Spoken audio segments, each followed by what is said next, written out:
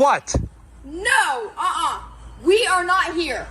You do not get to be in my neighborhood.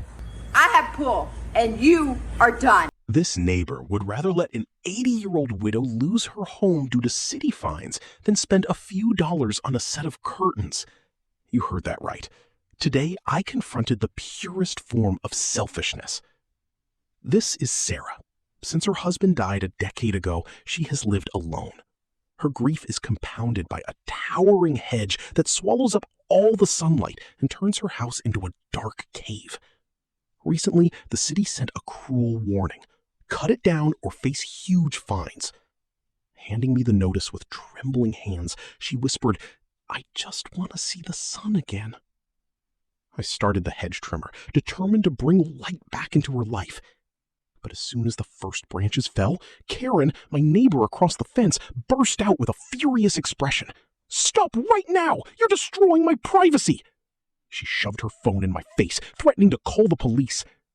Sarah pleaded from her porch, "He's just helping me." But Karen ignored her. To her, a wall of leaves was more important than the survival of a frail 80-year-old woman.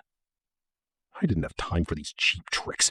I looked straight into her camera and said emphatically, "The city ordered it cut and I'm cutting it. If you want privacy, go buy some curtains." Ignoring her angry shouts, I revved the trimmer to full throttle. The engine roared, slicing through the dense, tangled branches.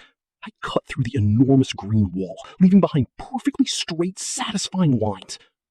When the piles of branches and leaves collapsed to the ground, a miracle occurred. For the first time in 10 years, the brilliant morning sunlight streamed through the window panes, flooding Sarah's living room. Standing in that warm light, she smiled with pure happiness. Privacy was important, but the right of an elderly person to live in the light was infinitely more important.